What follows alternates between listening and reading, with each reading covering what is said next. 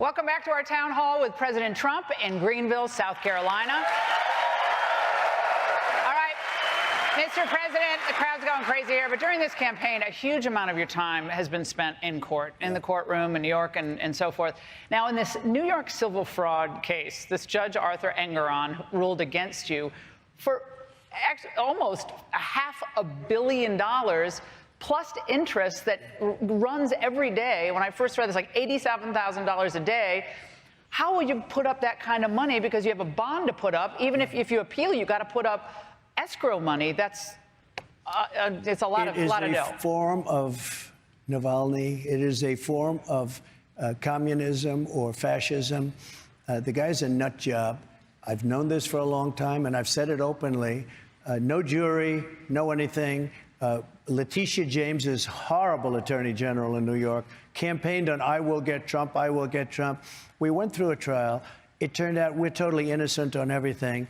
And he fined me $355 million plus interest and other things. 355. And what we did, in fact, my financial statements were conservative. Everybody made money. There was no victim. The bank gets up and says, we love this guy. I mean, they love You paid Trump. back the loans. 100%. No defaults, no anything. The bank asked me to, banks lend money. That's how they make money. They asked me, would I borrow some money? They asked me. I didn't need the money. I had a lot of cash. And what happens is this guy ruled that I was guilty before the trial started. He didn't even know anything about it. He ruled that a house in Florida called Mar-a-Lago is worth $18 million when it's worth from 50 to 100 times that. Would you give up one of your properties to settle this? Look, we have, I wrote this out because it was so great. I just looked at it. People call up, all of your friends, the lawyers call up. They say, it's the most egregious punishment anybody's ever seen. Tim Scott knows that. He sees it. The Eighth Amendment. Excessive bail shall not be required, nor excessive fines imposed, nor cruel and unusual punishment inflicted. That's the Eighth Amendment. Excessive fines. This is a state court ruling. I have a fine. Yeah. I did business with a bank and insurance companies that loved me. They still do business with me. They wouldn't do business with.